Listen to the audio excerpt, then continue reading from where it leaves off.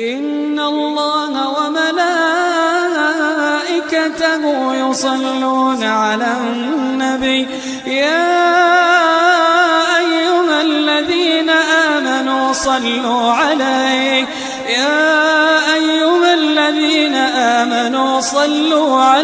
وسلموا تسليما. My name is Ramakrishna. I am a physiotherapy student. My question is, what is the need of Allah to create Adam and Eve and this total universe? What he will get from this? And my second question is, everything is created by someone. So even God must have been created by someone. What is the meaning of Allah? Brothers asked three questions. The first question, why did God create Adam and Eve and what was his reason to create all this world and humankind? Allah subhanahu wa ta'ala created Adam and Eve, may peace be upon them both, so that the humankind could come. They were the great-great-grandparents. Allah says in Surah Hujurat, chapter number 49, verse number 13, Ya ayyuhan nasu inna khalaqnakum min zakrin wa unsa wa ja'alnakum shu'uban wa qaba'ila lita'arafu. Inna akramakum indallahi atqakum. Inna Allaha alimun khabir. O humankind, we have created you from a single pair of male and female and have divided you into nations and tribes so that you may recognize each other, not that you may despise each other. And the most honored in the sight of Almighty God is the person who has taqwa. The criteria to judge any human being, it is not wealth, it's not color, it's not caste, it's not creed, it is taqwa, it is God consciousness, it is righteousness, it is piety. So Adam and Eve, peace be upon them both, they were our great-great-grandparents, of yours also and of mine also, all humankind. Therefore, I call you a brother. We are brothers in humanity. Allah says, Ya ayyuhan nas, O humankind. And Allah says in Surah Isra, chapter number 17, verse number 70, وَلَقَدْ كَرَّمْنَا بَنِي آدَمَ. Almighty God has honored all the children of Adam. Whether they are born in India, USA, UK, born in a Hindu family, or a Muslim family, or a Christian family, Allah says He has honored all the Bani Adam. If you are a human being, Allah has honored you. Whether your name is Zakir, Abdullah, Ramu, Shankar, if you are born as a human being, Allah has honored you. Now coming to the question, why has Almighty God created the human beings? Allah has created the human beings because Allah says this is one of His best creation. All the other creations of Allah subhanahu wa ta'ala, they obey Him. We have the angels. Whatever Almighty God says, the angels obey Him directly. They have no free will. The human being is the creation of Allah subhanahu wa ta'ala, which has a free will. We can either obey Him or disobey Him. So Allah has created such a creation. We are one of His best creation and the best of forms. But we have a choice of either obeying God or disobeying God. If we obey God, we will go to Jannah, we will go to Swarg, we will go to heaven. If we disobey Him, we will go to hell, we will go to Nark. So this is a test for the hereafter. Allah says in Surah Mulk, chapter number 67, verse number 2, Allazi khalaqal mauta wal hayata. It is Allah who has created death and life to test which of you is good in deeds. So this life is a test for the hereafter. So Allah has created the human beings, and Allah says in Surah Dhariyat, chapter number 51, verse number 56, وَمَا خَلَقْتُ الْجِنَّ وَالْإِنسَ إِلَّا لِيَعْبُدُونَ. That we have created the jinn and the men not but to worship Him. So we are supposed to worship, obey the commandment of Allah subhanahu wa ta'ala. So this is the different creation of Allah subhanahu wa ta'ala, which has the free will of even going against Allah subhanahu wa ta'ala or obeying Him. All the other things, the stars, the trees, the mountains, the Quran says they do sajda to Allah subhanahu wa ta'ala, they prostrate to Him, they obey Him. We have a free will. Now when Allah has given a free will, with the free will if we obey Him, we become higher than the angels. With the free will if we disobey Him, we become the partners of the devil. So He's created us for the test for the hereafter. Coming to your second question. Everything has a creator. Who created? God. If anyone says everything has a creator, it is a wrong statement. Every created thing has a creator. The definition of God is He is uncreated. The moment you say who created God, He's not God. The definition of God is He is uncreated. Suppose a person comes and asks you, that brother, my friend John, he was admitted in the hospital. He gave birth to a child. Can you guess, was it a girl or a boy? Can you guess? Try it out. Guess? Can't guess. Why? Can you on the microphone? Can you guess, was it a girl or a boy? Huh? See, brother John, He was admitted in the hospital. He gave birth to a child. Was it a girl or a boy? Can you guess? A 50% chance?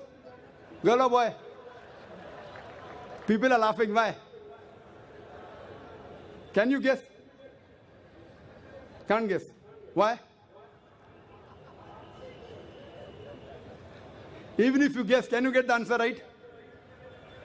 Achha, can you guess? I'll give you two chances. Was it a girl or a boy? Try it out. Girl. Brother, can a man give birth to a child? There you made a mistake. Same way you made a mistake by asking who created God. A man cannot give birth to a child. So where's the question of it being girl or a boy? See, now you understood. Now that's good, brother. So it was a man cannot give birth to a child. So where's the question of a girl or a boy? So when you're asking who created God, God by definition, Allah by definition is uncreated. The moment you say who created Allah, He's not Allah. Walam yakul lahu kufuwan ahad. There's nothing like Him. Coming to your last part of the question. Who is Allah? Who is Allah? The best definition I can give you is quote to you Surah Ikhlas. Chapter number 112, verse number 1 to 4. It's mentioned in the Quran. Kul hu Allahu ahad. Say He's Allah one and only. Allahu samad.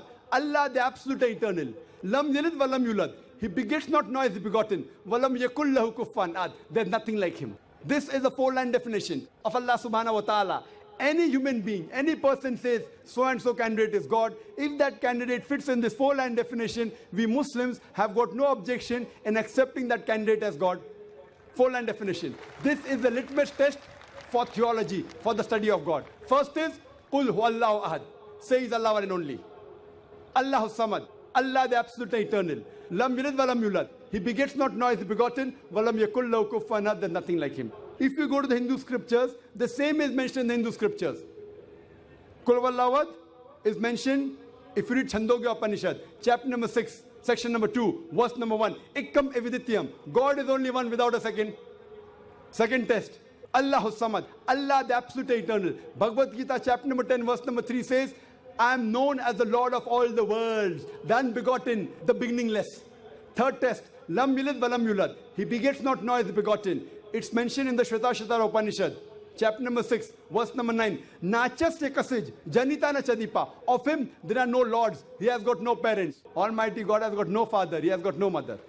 And walam yakul lahu kufuwan ahad. There is nothing like Him is mentioned in Shvetasvatara Upanishad, chapter number 4, verse number 19. And Yajurved, chapter number 32, verse number 3, where it says, Na tasya pratima asti. Of that God, there is no pratima, there is no idol, there is no image, there is no photograph, there is no sculpture. Who says that? Yajurved, chapter number 32, verse number 3. Same as, Walam yakul lahu kufuwan ahad. So any person saying so and so candidate is God, if that candidate fits in this four-line definition, we Muslims have got no objection in accepting that candidate as God. For example, some people say, Bhagwan Rajneesh is Almighty God. Once during question answer time, a Hindu told me, we don't believe Bhagwan Rajneesh to be God. I had never said that the Hindus believe Bhagwan Rajneesh is God. I said some people believe Bhagwan Rajneesh to be God. Let us put this Rajneesh to test. First test is, Qul huwallahu ahad. Say He's Allah one and only. Was Rajneesh one and only? Was he the only man who claimed divinity? There are hundreds of them. And in this country, we have thousands of men who have claimed divinity. He's not the only one. But Rajneesh Bhaksi said, no, he's unique. Let's go to the next test. Allahu samad. Allah, the absolute eternal. Was Rajneesh absolute eternal? We know from his biography, from his autobiography, he was suffering from asthma, from diabetes, from chronic backache. Imagine Almighty God suffering from asthma, diabetes, chronic backache. Third test. Lam yalid wa lam yulad. He begets not nor is begotten. Bhagwan Rajneesh was born in Madhya Pradesh. He had a father and mother. In 1981, he goes to America, USA. And he takes thousands of Americans for a ride. In the state of Oregon, he starts his center and calls it as Rajneeshpuram, his village. Later on, the American government arrests him and put him behind bar. Rajneesh says, the American government slow poisoned me. Imagine Almighty God being slow poisoned. In 1985, the American government kicked him out of the country. He comes back to India in the same city, Pune, and he goes back to his center, which is now called as Osho Commune. And if you go to the Samadhi of Rajneesh, it is mentioned there on the Samadhi, Bhagavan Rajneesh, Osho, never born, never died, but visited the earth from the 11th of December 1931 to the 19th of January 1990. Never born, never died, but visited the earth from the 11th of December 1931 to the 19th of January 1990. They forgot to mention in Samadhi, he was not given visas to 21 countries of the world. Almighty God coming in this world to visit the world and requires visas to go to different countries.